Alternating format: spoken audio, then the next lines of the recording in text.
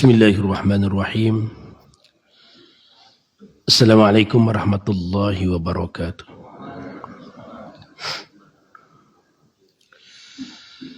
Alhamdulillahi rabbil alamin.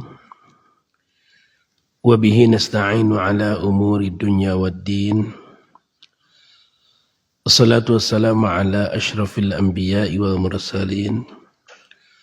Wa ala alihi wa ashabihi wa man tabi'ahu bi ihsan ila yaumiddin.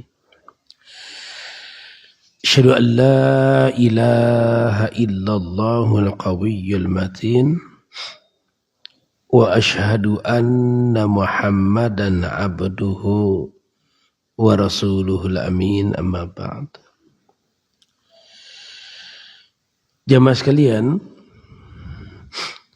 alhamdulillah di pagi ini kita dipertemukan kembali oleh Allah Azza wa Jalla di majlis yang mudah-mudahan termasuk raudhatun min riyadhil jannah. Salah satu di antara taman surga Allahu Rabbul Alamin. Rasulullah sallallahu alaihi wasallam bersabda, "Idza marartum biriyadil jannah farata'u." Apabila kalian melewati taman-taman surga, maka singgahlah dengan senang hati. Lalu para sahabat Rasulullah sallallahu alaihi wasallam bertanya, "Ma riyadul jannah?" Apakah taman surga itu, wahai Rasulullah? Rasulullah sallallahu alaihi wasallam menjelaskan, hilaqul dzikri. Taman-taman surga itu adalah halaqah dzikir. Majelis ilmu. Jamaah sekalian, pagi ini kita memasuki pembahasan masih seputar zakat fitrah ya. Di halaman 94 tentang waktu pembagian zakat fitrah.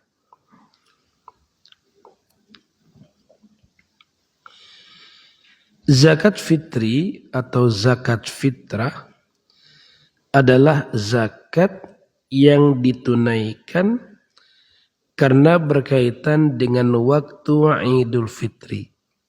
Sehingga waktunya pun dekat dengan waktu perayaan tersebut. Waktu pembayaran zakat itu ada dua macam. Pertama, waktu utama, yaitu mulai dari terbit fajar sampai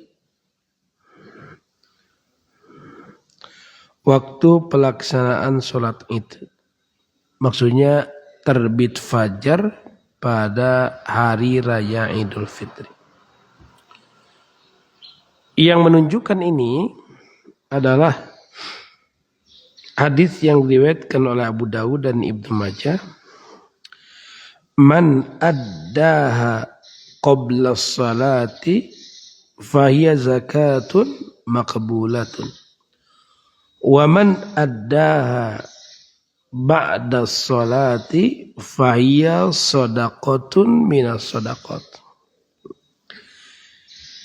Barang siapa yang menunaikan zakat fitri sebelum sholat, maka zakatnya diterima. Dan barang siapa yang menunaikannya setelah sholat, maksudnya sholat Id, maka itu hanya dianggap sebagai sedekah di antara berbagai sedekah. Jadi tidak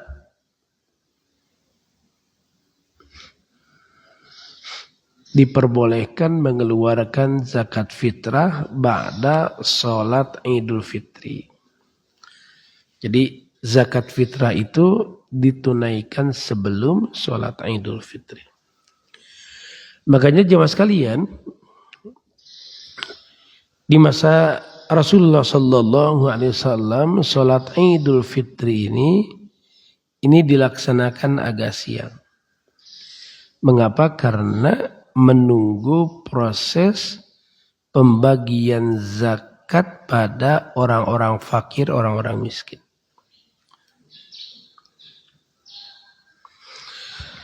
Yang kedua, waktu yang dibolehkan, yaitu 1 atau 2 hari sebelum Id, sebagaimana yang pernah dilakukan oleh sahabat Abdullah bin Amr bin As.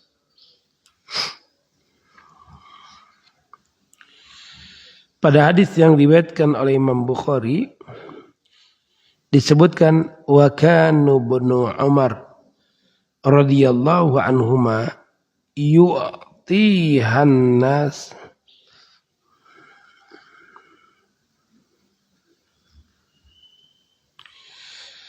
Abdullah bin Umar radhiyallahu an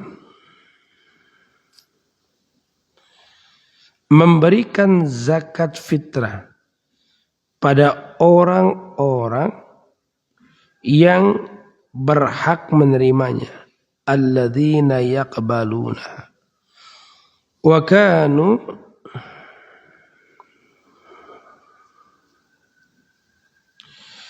yu'tuna qabla al-fitri biyaumin aw yaum, dan dia mengeluarkan zakatnya itu sehari atau 2 hari sebelum hari raya Idul Fitri.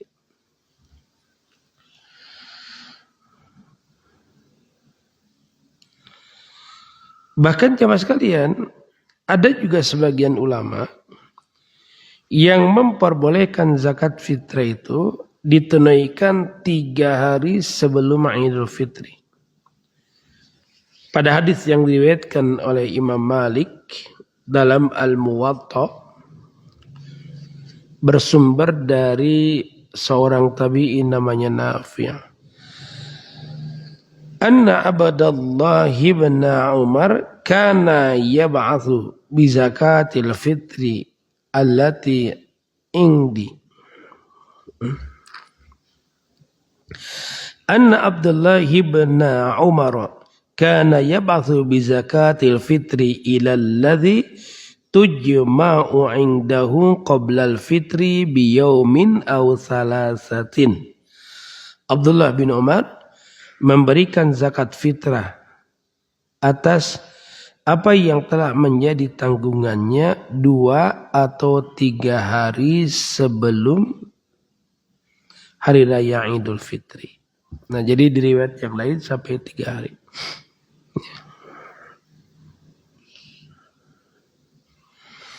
Tapi yang paling utama adalah ditunaikan ba'da subuh sebelum sholat Id. Dan kalau pendistribusian ini diatur, sebetulnya untuk mengejar yang utama ini nggak sulit. Misalnya kita ambil contoh ya, dibikin pos-pos ya per RT misalnya. Ya, pos-pos per RT ini. Satu RT misalnya mustahiknya ada 10 gitu ya. Ada 5. Itu kan kalau dibagi per RT. Jadi sebelum ya 1 atau 2 hari sebelum itu disimpannya mereka. Nah, sehingga ketika mau mengejar waktu yang utama itu memungkinkan karena mereka hanya membagikan pada beberapa orang saja. Nah, kalau pembagian zakat fitrah di sini, ya di masjid, mustahik diundang ngambil sini, ba'da subuh sampai Id wa keteteran. Bisa-bisa sholat indah jadi jam 10. Ya. Nah, jadi kalau mau mengejar yang utama berarti harus diatur.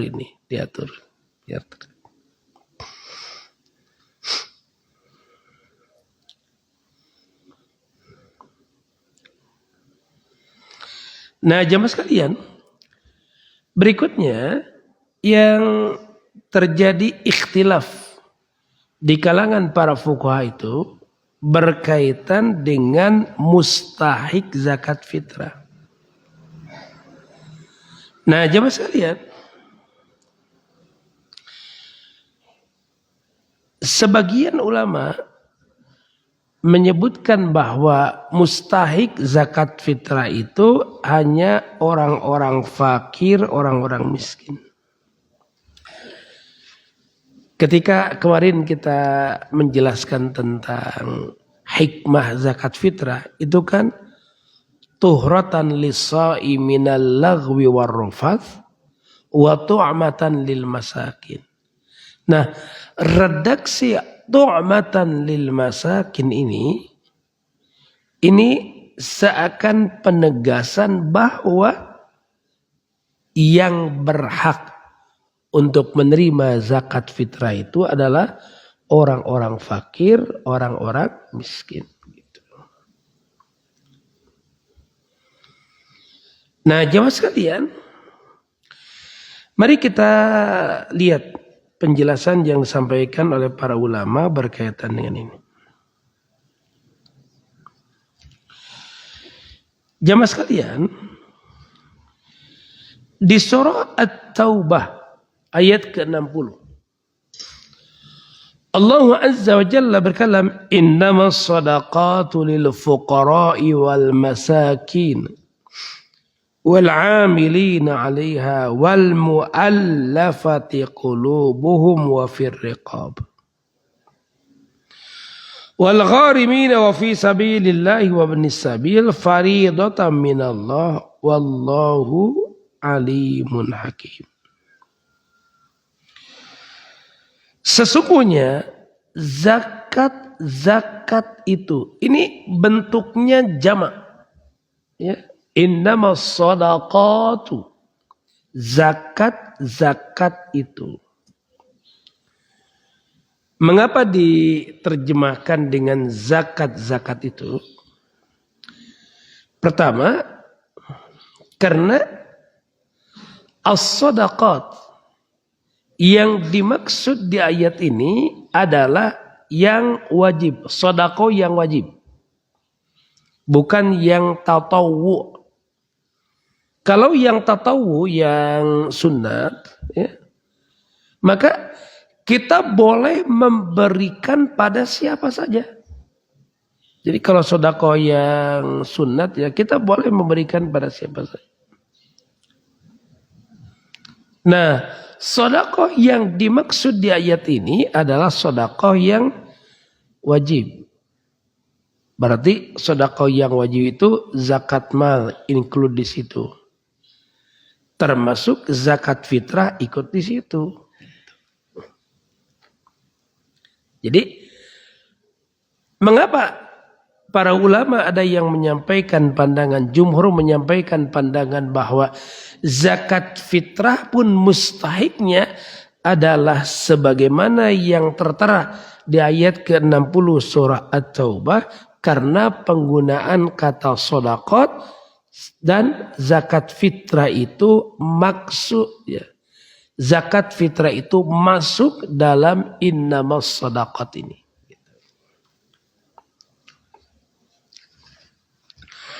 Hanyalah untuk orang-orang fakir, orang-orang miskin, pengurus zakat. Nah, jamaah sekalian, yang dimaksud dengan amilin, Mbak, ya, yang dimaksud dengan amilin kalau kita baca dalam kitab-kitab fikih, Pak, ya, itu para petugas pengumpul zakat yang diangkat oleh negara untuk itu. Jadi jamaah sekalian, yang dimaksud dengan amilin itu bukan panitia dadakan, ya Pak, ya.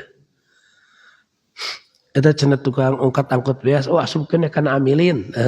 Itu kan panitia dadakan aja deh. Berarti kan masuk dalam kategori amilin itu kayak lembaga-lembaga zakat, ya. Lembaga-lembaga zakat, karena mereka adalah orang-orang yang resmi diangkat sebagai pengurus zakat. Ari anu buntas banto sakudak sakadik ungkat angkut pajama sekali. Tama amal soleh lah. Nah kemudian wal mu'allafati qulub. Dan orang-orang yang dibujuk hatinya. Nah, jamaah sekalian, mu'allaf itu tidak selalu ya, dimaknai dengan orang-orang yang baru masuk Islam. Bahkan jamaah sekalian, di masa Umar bin Khattab radhiyallahu an itu pernah dikeluarkan kebijakan mu'allaf tidak mendapatkan zakat. Karena jamaah sekalian saat itu satu mu'allafnya kaya-kaya ya. Kiraku pengusaha masuk Islam terus masuk dalam daftar penerima zakat. Ya. Yang kedua, karena tidak ada kekhawatiran kalau mereka akan berbelot lagi gitu.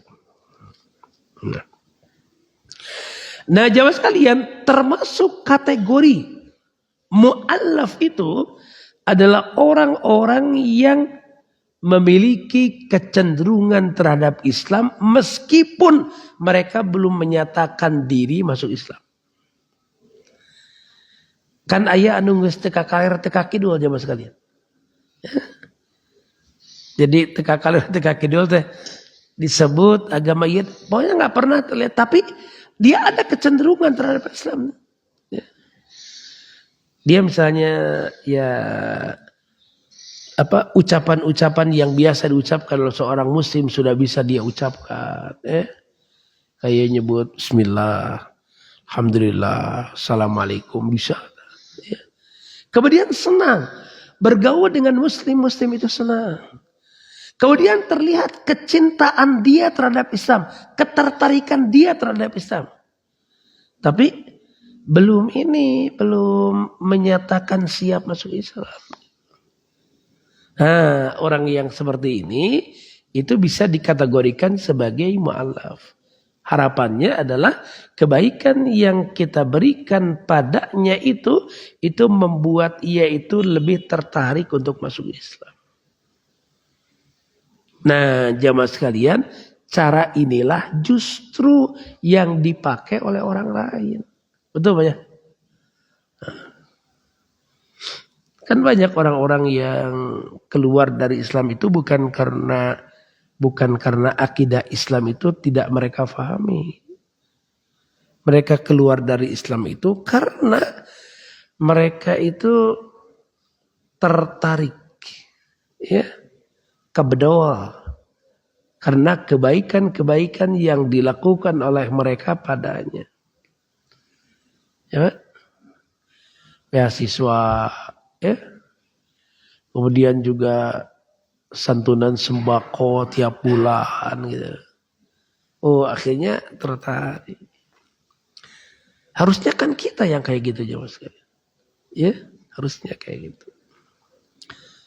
Harusnya kan gini nih.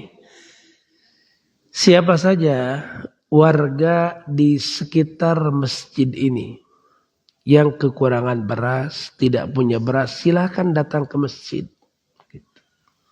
Maksudnya itu silakan datang ke masjid itu mau diberi beras.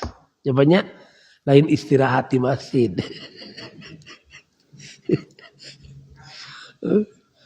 Makanya kan ada apa? ATM beras Pak ya?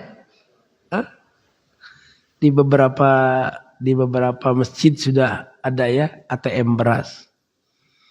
Ya, jadi para mustahik itu mereka dapat kartu ya, dapat kartu. Nanti per pekan ya. Jatahnya kalau nggak salah per pekan. Setiap pekan mereka datang gitu ya. Masukin ATM-nya keluar ya. 5 kilo berapa. Itu kan bagus seperti itu jam sekian. Insyaallah di Al-Ikhlas segera adalah ya ATM uang atau ATM beras jam sekian. ATM merasa.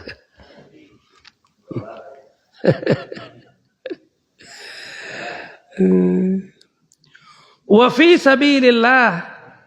Nah, jamaah sekalian, dulu Pak, yang dimaksud dengan fi sabilillah itu adalah para prajurit, para tentara, orang-orang yang pergi berperang. Karena jamaah sekalian, orang-orang yang pergi berperang itu satu, Pak ya, senjata yang mereka bawa itu modal sendiri, Pak.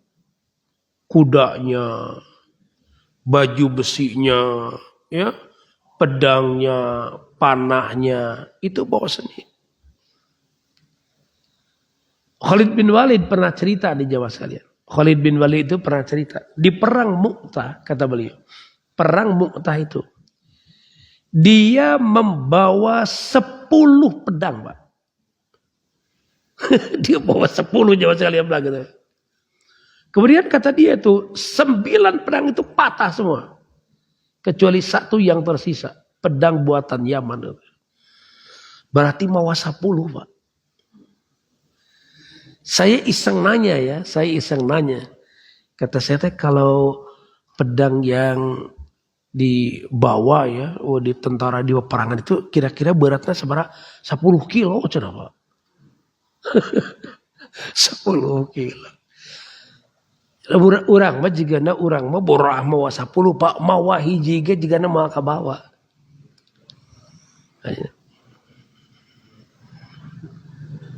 Oh, jadi itu ya apa, orang-orang Arab itu secara fisik ya, postur tubuh mereka itu memang ini dia Mas. Jarang gede banyak. Nah, hari ini Pak, yang disebut dengan fi sabilillah itu para da'i. Guru-guru ngaji. Ya Pak ya. Yang mereka ngajar ke pelosok-pelosok tanpa ada yang membiayai mereka. Dulu jamaah sekalian, waktu saya di Kaltim ya. Ada program yang menurut saya bagus ini kalau kita tiru. Yaitu mengirim da'i, guru ngaji ke pelosok-pelosok. Ya? Nih jamaah sekalian. Kalau ada, wah ini ada gerakan pemurtadan di desa anu. Ya Pak. Kita jangan cuci tangan jamaah sekalian. Bisa jadi kita ini Pak ikut andil. Sehingga program ini terjadi. Karena kita pembiaran jamaah sekalian. Jamaah sekalian, kalau di masjid ini nih, di Al-Ikhlas ini Pak. Ya, pengajian ada. Ya Pak ya.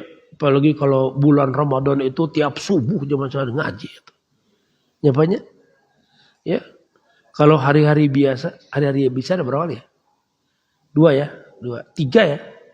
3 Sabtu subuh,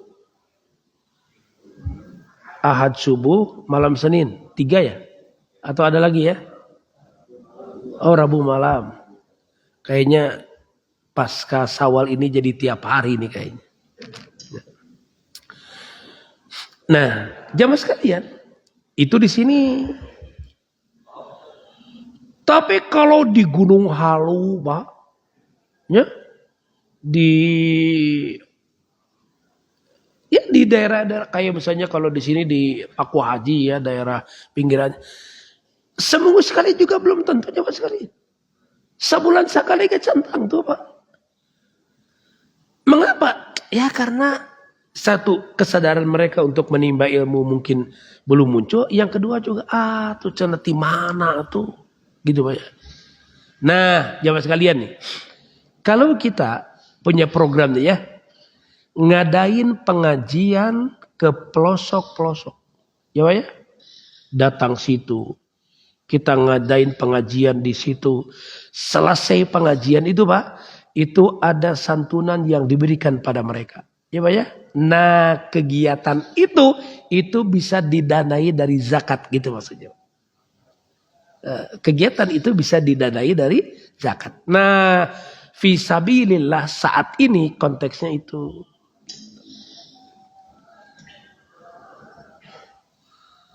Mudah-mudahan bisa Pak ya diprogramkan. Karena ya dakwah itu sekarang harus jemput bola aja Mas kali. Jemput bola. Gitu. Saya itu punya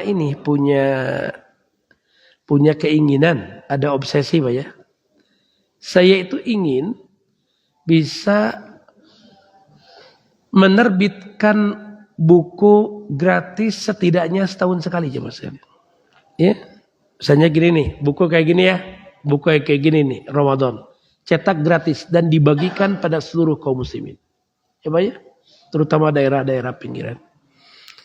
Kalau perlu pakai bahasa Sunda aja Mas. Di situ keartian. Untuk bahasa Indonesia Pak ya. Buku misalnya tentang sholat. Ya Pak ya. Buku misalnya tentang wudhu diberikan pada mereka. Dulu jamaah sekalian, lumbung-lumbung pesantren itu ada di kampung-kampung. Ini nama gulung tikar jamaah sekalian. Nah, itu makna fisabilillah saat ini. Kemudian wabnis sabil. Nah, Ibnu Sabil di sini adalah orang yang kehabisan bekal di perjalanan. Gitu. Walaupun sekarang ini suka jadi modus, ya paribasa datang ke masjid, ya kehabisan bekal. Pekte 100 masjid udah di tangan. Makanya ya. Bukan ini jamaah sekalian, bukan berarti kita ini bakhil, bukan ya. Tapi jangan memberi celah pada orang untuk tidak jujur karena kita tidak teliti. Ya. Hanya jamaah sekalian kalau ada yang seperti itu, cek dulu, ya. Lihat KTP-nya. Iya kan ya? Kalau mau pulang keluarganya coba dikontak dulu, jadi dicek dulu. Dan kalau benar biayai. Ya kan? Berapapun dibiayai kalau benar. Gitu. Tapi dicek dulu, iya benar ente. Dan geningan jamaah sekalian pernah katanya nggak tahu di mana ya. Atau orang yang beralasan seperti itu, ya Pak ya, nyesok atau Pak, orang diantarkan, naik diantarkan Pak, pakai mobil, bungan. Ketika mau diantarkan, laras Pak kehabisan bekal, atau orang diantarkan, cenah mau aja jamkan. Ternyata ketika mau diantarkan gak mau. Nah jamaah sekalian, Imam Ibnu Qudamah Al-Maqdisi rahimahullah ta'ala, beliau berkata gini, wa yu'ta sadaqatul fitri liman yazudu ay yu'dha sadaqatul amwal. Innama kanat kadzalik li'anna sadaqatal fitri zakatun fakana masrufuha masrufu sa'iriz zakawat wa li'annaha sadaqun fatadkhulu fi umumi qawlihi ta'ala innama sadaqatu lil fuqara'i wal masakin. Zakat fitrah diberikan kepada pihak yang boleh diberi zakat harta. Seperti itu karena zakat fitrah termasuk jenis zakat, maka penyalurannya sebagaimana penyaluran seluruh zakat-zakat. Karena sesungguhnya zakat fitrah itu termasuk zakat yang masuk dalam keumuman firman Allah di surah At-Taubah ayat ke-60. Nah, lalu jamaah sekalian,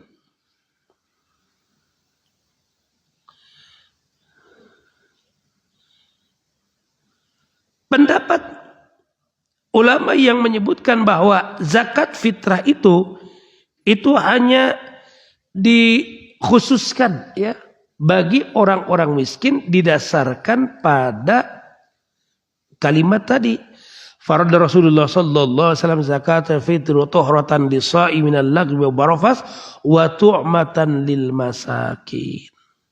Nah, jamaah sekalian, karena ada kalimat tu'matan lil masakin, maka mereka menjadikan orang-orang miskin itulah mustahik zakat. Nah, jemaah sekalian, tapi dibantah oleh ulama yang menyebutkan zakat fitrah sama seperti zakat mal. Mustahiknya pun sama seperti zakat mal. Nah, mereka berkata gini, pendalilan dengan hadis di atas untuk pendapat bahwa zakat fitrah hanya diberikan pada fakir miskin saja, ini adalah pendalilan yang tidak tepat. Karena penyebutan kelompok fakir miskin dalam hadis di atas, dalam bab zikru ba'di afrodil am. Maksudnya penyebutan sebagian dari sesuatu yang bersifat umum. Sebagaimana yang dimaklumi dalam pelajaran usul fikih. Artinya, jika Nabi Muhammad sallallahu alaihi wasallam menyebutkan kelompok fakir miskin dalam hadis di atas, maka beliau menyebutkan salah satu golongan yang berhak menerima zakat dari 8 golongan. Bukan berarti sebagai pembatasan, karena kalimat ini tidak bisa dijadikan sebagai taksis. Lihat penjelasan yang disampaikan oleh As-Sunani. Wa fi qawlihi tu'matan lil masakin dalilun ala ikhtisasihim biha wa ilaihi dhahaba jama'ah minal ali wa dhahaba akhurun ila annaha kazakah tusrafu fi thamaniyah al-asnaf. Wastaqwahu al-mahdi li'umumi innama sadaqat. Wa tansis ala ba'dil asnaf la yalzamu minhu takhsis. Fa innahu qad waqa'a dhalik fi zakah. Wa lam yakul ahadun bitakhsisi masrifiha. Wa fi hadithi Mu'ad umirtu an akhudhaha min agniyaihim. Wa aruddaha fi fuqaraikum. Min agniyaihim. Wa arudda fi fuqaraikum. As-Sunani mengatakan gini, kalimat tu'matan lil masakin terdapat dalil pengkhususan zakat fitrah untuk mereka, untuk orang-orang miskin. Dan kepada hal ini sekelompok dari Ahlul Bait berpendapat. Adapun ulama yang lain berpendapat sesungguhnya zakat fitrah itu disalurkan pada 8 asnaf. Sebagaimana keumuman yang disebutkan di surah At-Taubah ayat ke-80. Pendapat atas sebagian golongan yang berhak menerima zakat tidaklah mengharuskan pengkhususan darinya. Mengapa? Karena ini juga terjadi pada zakat mal. Jadi pada zakat mal redaksinya gini, Pak. Ketika Mu'adz bin Jabal ya diperintahkan untuk ini zakat. Nah, dia berkata, aku diperintahkan an akhudhaha min aghniyaikum, untuk mengambil zakat harta dari orang-orang kaya di antara kalian, wa aruddaha fi fuqaraikum, dan aku menyalurkannya pada orang-orang fakir di antara kalian. Nah, pada kasus zakat mal itu yang disebutkan ngambil dari orang kaya diberikan para orang fakir. Tapi hadis ini itu tidak difahami bahwa zakat mal itu hanya diberikan pada orang-orang fakir gitu. Nah, jadi penyebutan sebagian itu tidak menunjukkan bahwa hanya dia. Nah, maka para ulama menyampaikan penyebutan tu'matan lil masakin itu skala prioritas.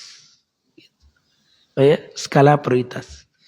Jadi maksudnya ya ketika kita mengeluarkan zakat fitrah, maka sebagian besar dari zakat fitrah itu disalurkan pada orang-orang fakir, orang-orang miskin. Jadi tidak karena 8 asnaf ya. Walaupun yang 8 asnaf itu yang ada 7 ya. Yang ada 7. Karena kalau rikob nggak ada. Tapi mengapa rikob itu masih ada? Karena bisa jadi satu saat ada. Rikob itu gini jemaah sekalian. Kalau dalam konteks peperangan, Pak ya, konteks peperangan itu masuk dalam kategori kaum itu orang yang ditawan. Ya, orang yang ditawan oleh musuh, ya Pak ya, orang yang ditawan oleh musuh itu masuk ke kaum. Karena biasanya gini jemaah sekalian, ya. Biasanya kalau dalam peperangan itu negara-negara atau kelompok-kelompok tertentu yang menawan musuhnya, ya Pak ya, itu biasanya mau membebaskan mereka itu dengan tebusan. Gitu. Ya, mau membebaskan mereka itu dengan tebusan. Nah, ketika misalnya gini nih, ada seorang yang kita anggap, wah ini orang penting ini, ya, kemudian tertangkap misalnya jemaah sekalian ya, dibebaskan, maka itu boleh dikeluarkan dari zakat, ya, dari baitul mal. Nah, termasuk juga hamba sahaya. Ini kan konteksnya hamba sahaya karena orang yang tertawan juga akan dikiaskan dengan itu. Gitu. Nah, tapi untuk di Indonesia, ya, kalau untuk di misalnya kayak di Palestina itu bisa 88-nya jemaah sekalian. Ya, kalau di Palestina bisa 88-nya karena ada orang-orang yang ditawan ya oleh musuh sehingga diperlakukan seperti budak ya, seperti hamba sahaya. Nah, kalau di kita 7 ya, kalau di kita 7. Nah 7 itu bukan berarti gini jemaah sekalian. Bukan berarti zakat fitrah itu kemudian 1/7 untuk ini, 1/7 untuk ini, 1/7. Nah gak gitu. Ya gak gitu. Penyebutan tu'matan lil masakin itu memberi skala prioritas. Ya, skala prioritas. Misalnya sekian puluh % diperuntukkan untuk orang-orang fakir, orang-orang miskin. Karena jumlah orang-orang fakir, orang-orang miskin juga banyak. Tapi jamaah sekalian diputuskan hanya diberikan pada sebagian. Ya Pak ya. Tidak pada bagian yang lain juga boleh. Gitu. Misalnya gini. Misalnya kita ambil contoh gini. Jamaah sekalian. Zakat itu kan kadang jumlah yang kita berikan karena database-nya banyak. Akhirnya jumlah yang kita berikan pada mereka juga nggak memadai jamaah sekalian. Ya Pak ya. Zakat fitrah misalnya hanya dapat 30.000, apa ya? 30.000 cek anu narima teh iya tarik dikumahakeun duit 30.000. Ya ya. Budak 5, gitu ya. Budak 5 ngontrak. Dia tidak akan tersenyum. Jamaah sekalian. Di hari raya Idul Fitri dia tidak akan tersenyum walaupun mendapatkan zakat fitrah karena yang dia terima hanya 30.000 jemaah sekalian. Gitu. Nah maka ketika misalnya gini Pak, berinisiatif ya, adalah kalau gitu misalnya diberikan pada taruh gini nih, ini grade-nya ya, grade-nya. Kita ambil yang paling parah ini, ya, dah yang paling parah, ya. Kali ini mending lah, gitu ya, masih punya penghasilan tapi nggak cukup. Kita yang paling parah, tapi signifikan jemaah sekalian. Kita ngasih itu misalnya 500.000. 1 juta gitu ya. Tapi itu memadai untuk mereka. Nah ini diperbolehkan. Ya seperti ini diperbolehkan.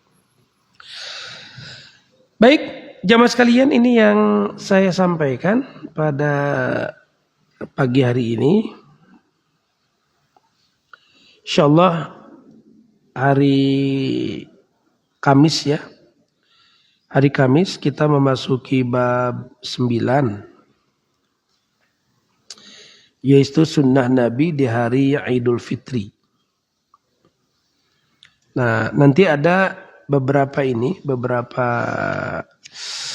bagian yang akan kita perdalam ya, yang belum tercantum di sini seperti contohnya kayak lafaz takbir, ya, lafaz takbir nanti kita perdalam. Kemudian juga ada beberapa lainnya. Nah, besok hari Kamis ya, hari Kamis. InsyaAllah kita mulai berbicara tentang Idul Fitri. Ya, InsyaAllah. Demikian jemaah sekalian yang bisa disampaikan. Mohon maaf. Subhanakallahumma bihamdika. Asyhadu an la ilaha illa anta. Astaghfiruka wa atubu ilaik. Walhamdulillahirabbil alamin. Assalamualaikum warahmatullahi wabarakatuh.